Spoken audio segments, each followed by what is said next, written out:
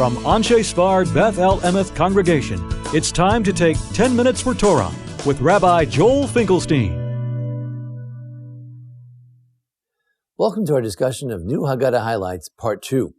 We've been discussing the Haggadah of Rabbi Yedidia Teya Weil, or Weil. He died in 1805, German rabbi, and he wrote a Haggadah called Marbeh L'Saper. Although he didn't take credit for the Haggadah, it seems that he wrote it. Let's begin with the Mitchila, from the beginning. The Haggadah starts sort of a second start in the Haggadah, and it says, at the beginning our ancestors used to worship idols, but now we have come to worship God. So he actually reads this in an interesting way. He says, well, at the beginning, our ancestors used to worship idols. What about today? Our ancestors still worship idols. So he says, no, you're reading it the wrong way.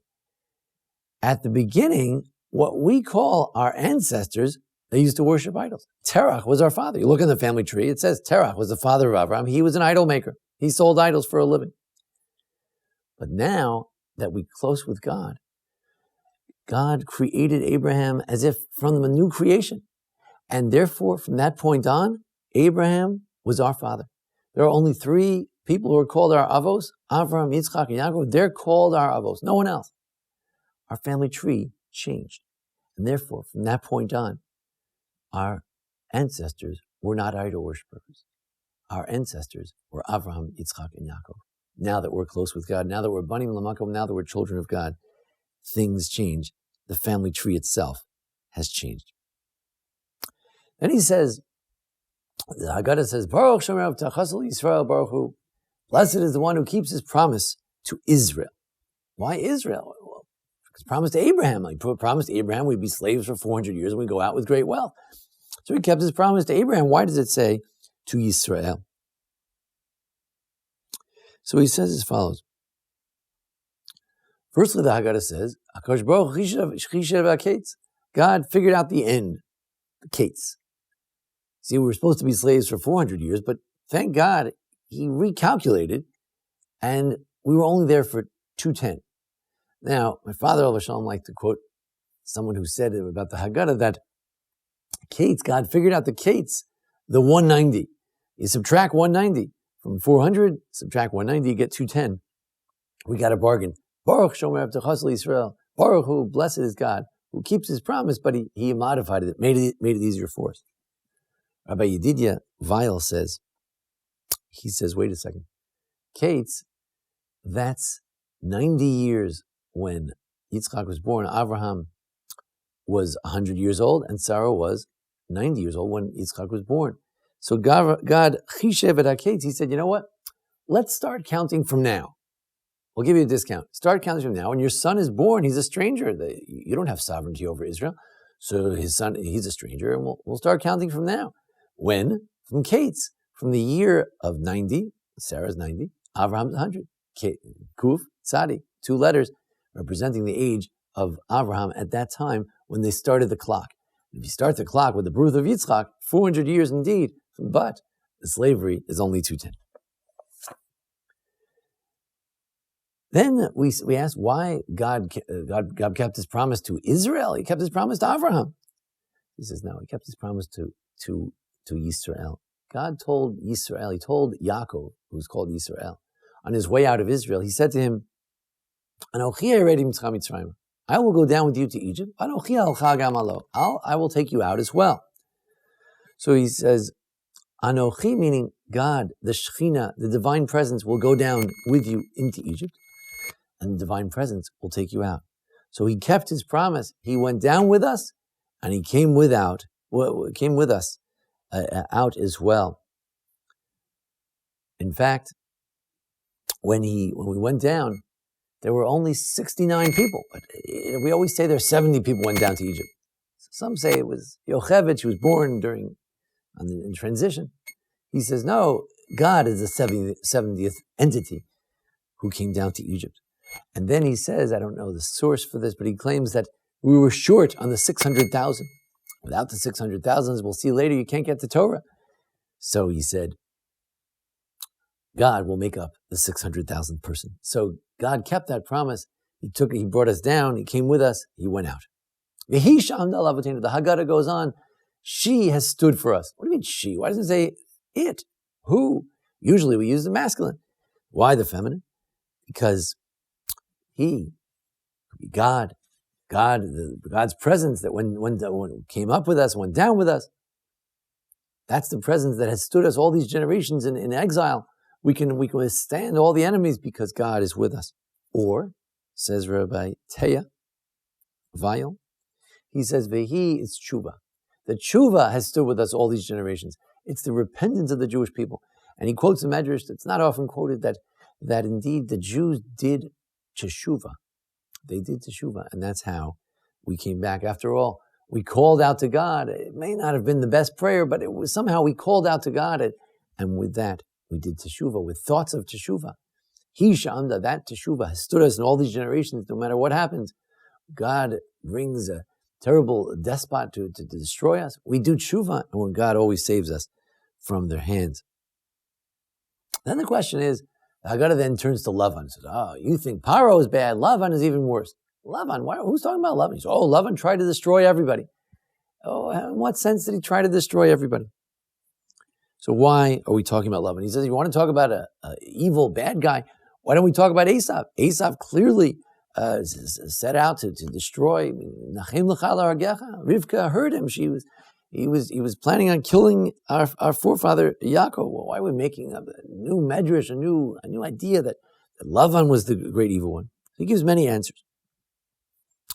He says, number one, we're looking for someone similar to Paro. You see, Esav is not similar to Paro. Esav is he was wicked but he hated Yaakov for a good reason. Yaakov stole his birthright. There's no question about that. But when it comes to Paro, what did he have against us? We were good citizens. Well, Yosef was the most upstanding man in the whole country. He saved the whole country.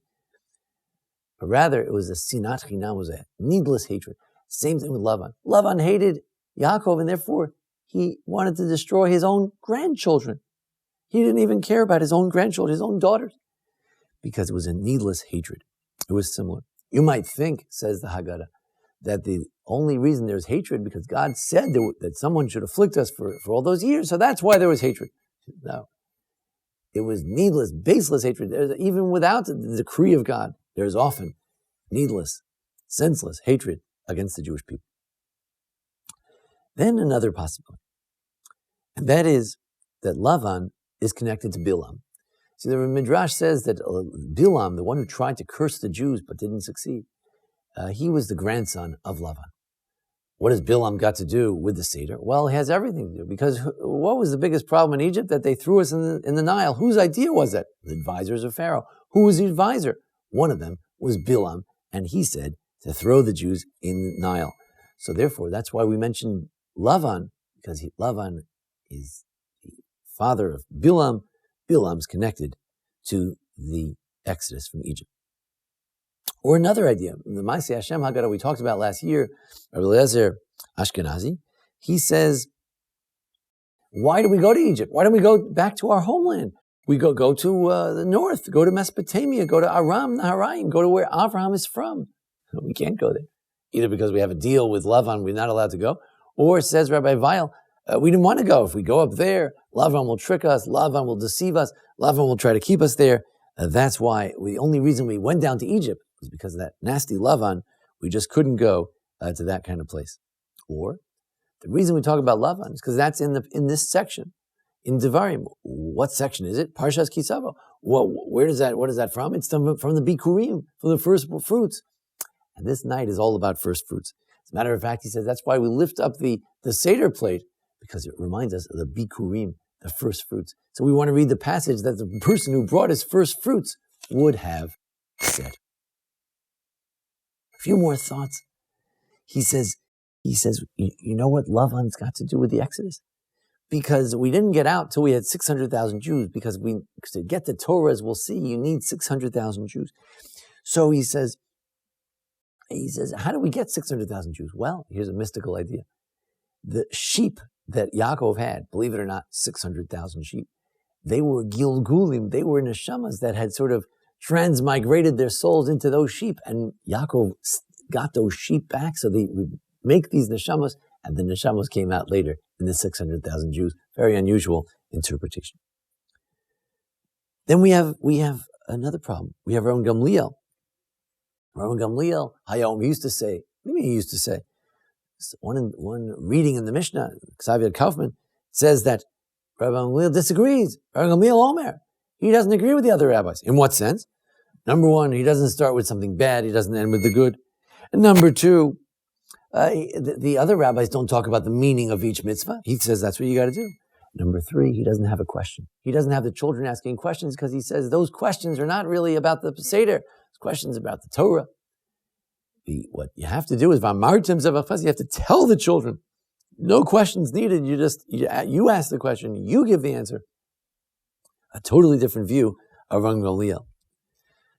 Gamliel says that there were three things: Pesach, Matzah, and Maror.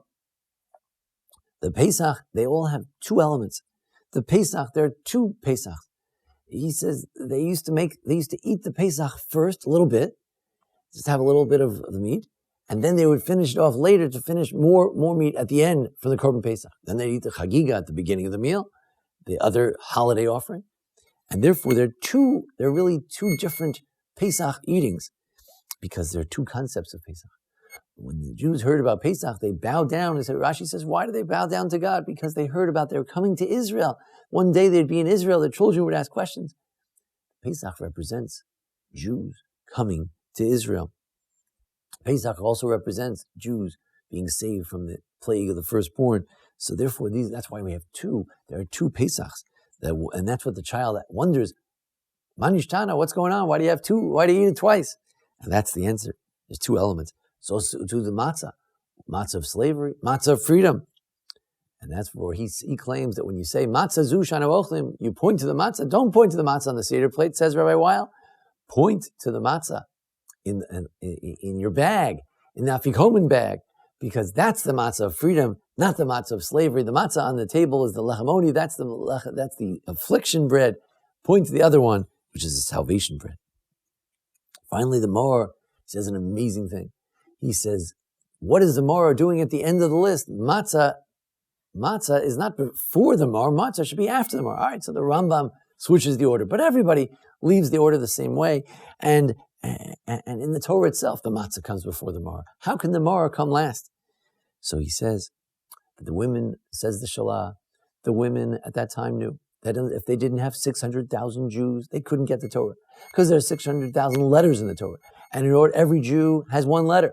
So how do you have so many children? The Torah says, the more they afflicted us, the more children we had. How did we get so many children? From the Maor, from the slavery. And because of the slavery, we had all those children. Because of the children, we got the Torah. So he says that actually the Maor represents getting the Torah. You have the matzah representing slavery, freedom, and then you have the Maor at the end. It represents getting the Torah. Finally, he asks the 4 cups. The 4 cups, he says, what do they represent? Well, we know they represent the 4 types of redemption. Maybe the 4 cups that Joseph was talking about with the butler, and another idea.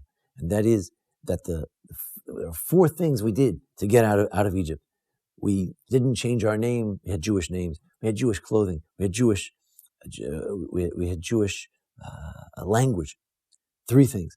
Plus, we were very chaste. We did not deteriorate in our family purity and family behavior during the time we were in Egypt. 4 things we did. That's why they had the 4 cups. We got out of Egypt because we did repent. We got out of Egypt because we did have 4 things that were going in our favor. Now, these were negative things.